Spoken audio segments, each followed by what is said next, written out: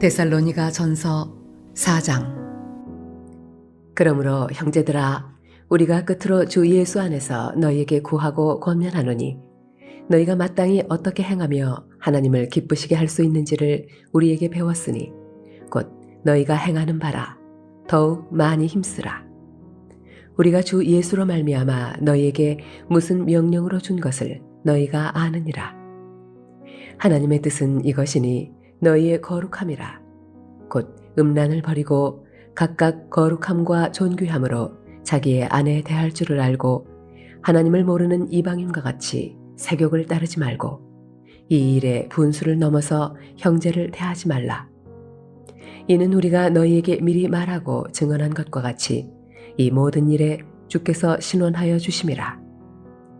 하나님이 우리를 부르심은 부정하게 하심이 아니요 거룩하게 하심이니, 그러므로 저버리는 자는 사람을 저버림이 아니요 너희에게 그의 성령을 주신 하나님을 저버림이니라. 형제 사랑에 관하여는 너희에게 쓸 것이 없음은 너희들 자신이 하나님의 가르치심을 받아 서로 사랑함이라. 너희가 온 마게도냐 모든 형제에 대하여 과연 이것을 행하도다. 형제들아, 권하노니 더욱 그렇게 행하고, 또 너희에게 명한 것 같이 조용히 자기 일을 하고 너희 손으로 일하기를 힘쓰라. 이는 외인에 대하여 단정히 행하고 또한 아무 궁핍함이 없게 하려 함이라. 형제들아, 자는 자들에 관하여는 너희가 알지 못함을 우리가 원하지 아니하노니, 이는 소망 없는 다른 이와 같이 슬퍼하지 않게 하려 함이라. 우리가 예수께서 죽으셨다가 다시 살아나심을 믿을진대, 이와 같이 예수 안에서 자는 자들도 하나님이 그와 함께 데리고 오시리라. 우리가 주의 말씀으로 너희에게 이것을 말하노니, 주께서 강림하실 때까지 우리 살아남아 있는 자도 자는 자보다 결코 앞서지 못하리라. 주께서 호령과 천사장의 소리와 하나님의 나팔 소리로 친히 하늘로부터 강림하시리니, 그리스도 안에서 죽은 자들이 먼저 일어나고 그 후에 우리 살아남은 자들도 그들과 함께 구름 속으로 끌어올려 공중에서 주를 영접하게 하시리니, 그리하여 우리가 항상 주와 함께 있으리라. 그러므로 이러한 말로 서로 위로하라.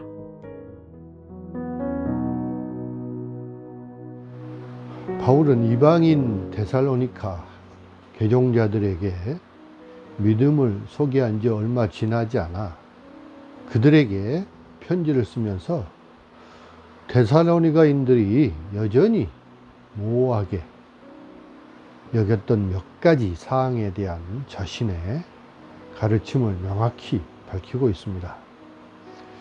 자, 여기에는 그들이 의심을 갖고 있던 종말론, 즉 삶의 끝과 시간의 끝에 무슨 일이 일어나는지에 대한 문제가 포함이 되어 있습니다. 자, 이 생의 삶이 전부였던 죽음으로 끝나는 것은 매우 큰 슬픔을 가져올 것입니다. 자, 바울은 예수님을 따르는 사람들에게는 그렇지 않다고 분명히 말씀합니다.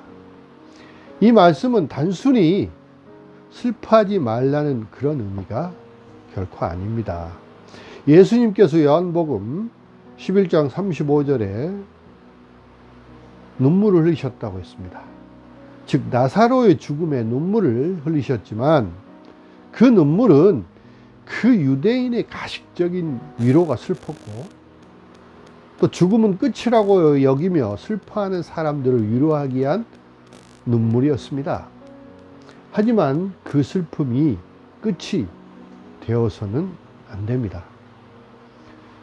바울은 예수가 죽고 부활했다고 믿는다면 하나님께서 우리의 사랑하는 사람들을 부활시킬 것이라고 믿어야 한다고 말합니다.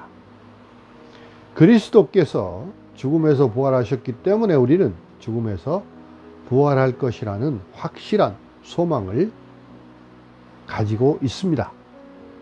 예수님께서 부활하신 것처럼 그분을 신뢰하는 믿는 모든 사람들도 부활할 것입니다. 또한 바울은 그리스도의 재림 때 죽은 자들이 무덤에서 일어날 것이라고 말씀합니다.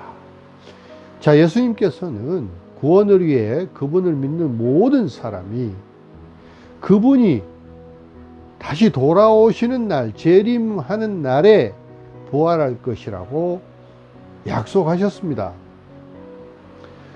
그리스도의 죽음과 부활을 믿었던 잠자는 그 사랑하는 사람들은 예수님의 재림의 영광을 목격하는 것을 놓치지 않을 것입니다.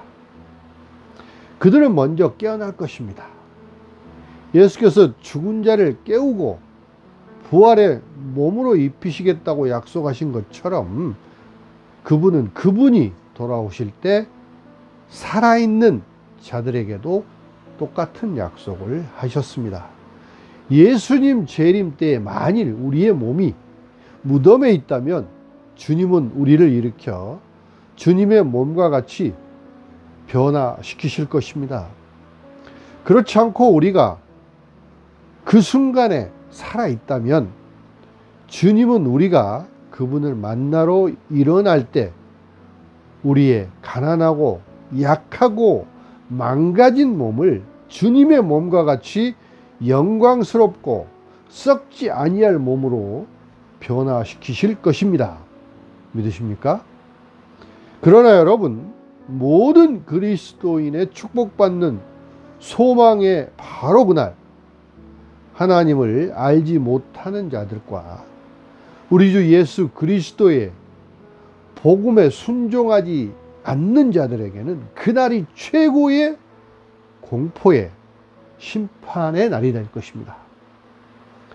여기서 바울이 믿는 자들이 공중에서 주님을 만날 것이라고 주장한 세 가지 확신을 가지고 있습니다. 첫 번째, 아무도 뒤에 남겨지지 않는다는 것입니다. 이것이 이 주제의 가장 중요한 요점입니다. 살아있는 자들은 주님과 함께 끌어올려질 것이고, 이미 죽은 자들은 실제로 이 영적인 만남에 그들보다 먼저 일어날 것입니다. 그리고 둘째, 예수님의 재림은 기대하고 축복해야 할 일이지 두려워해야 할 일이 결코 아니라는 것이죠. 마지막으로 이 기대되는 사건은 주님을 만나는 사람들이 영원히 주님과 함께 거할 것이기 때문에 더욱더 소망스러운 것입니다. 사도 바울은 그리스도 안에 있는 모든 사람들, 살아있는 사람이나 죽은 사람이나 모두 그들이 영광 중에 다시 오시는 날에 그곳에 있고 그 후에 영원히 그분과 함께 거할 것이라는 담대한 소망을 전합니다. 사랑하는 성도 여러분, 사람들은 결혼이나 명절 또는 시험 또는 출산, 이러한 인생의 모든 것을 준비합니다. 현명한 사람들은 또한 인생에서 피할 수 없는, 즉 언젠가 다가올 죽음에 대해서도 대비합니다. 자, 그리스도의 재림에 관한 흥미로운 사실 중에 하나는 성경이 예수님의 탄생이나 초림보다 그분의 재림, 즉 다시 오심에 대해서 더 많이 말씀하고 있다는 것입니다. 주님의 재림은 성경에 300번 이상 언급이 되고 있습니다. 여러분, 그리스도의 재림에 관해서 많은 의문과 또 다른 질문들이 있을 수 있습니다. 어떤 사람은 성경에서 그 답을 찾기도 하고, 또 어떤 사람들은 그분이 오실 때까지 기다려야 할 것입니다. 우리 그리스도인들이 예수를 믿기 때문에 또한 그분이 죽으시고 다시 살아나셨기 때문에 우리는 하나님께서 예수님과 함께 하실 것을 믿습니다. 그러나 예수를 믿지 않는 사람들은 이러한 소망을 나누고 공유할 수가 없습니다. 우리는 그리스도 안에 형제 자매로서 서로 격려하며 함께 할 수 있는 큰 사명을 잘 감당해야 할 것입니다. 여러분, 우리 모두 그리스도의 재림을 믿고 부활의 소망을 갖고 사시는 성도들이 다 되시기를 주님의 이름으로 축원합니다. 기도하겠습니다. 사랑의 하나님, 저희들의 믿음 가운데 또 지켜 인도하여 주시고 우리가 부활의 소망을 갖고 살아가게 도와주심을 진심으로 감사드립니다. 믿지 않는 사람들, 이방인 데살로니가인들은 믿음을 전해 들었지만 그들의 죽음이 무엇인지, 그때가 언제인지를 알지 못하고 방황했습니다.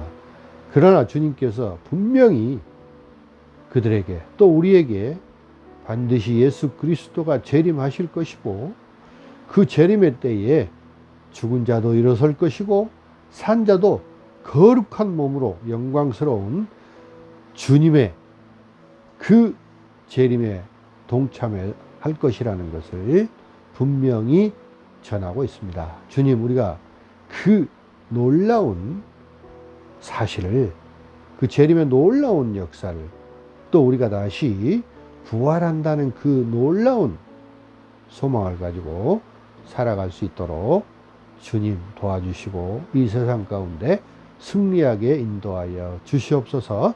감사하고 우리 주 예수 그리스도 이름으로 기도드리옵나이다. 아멘.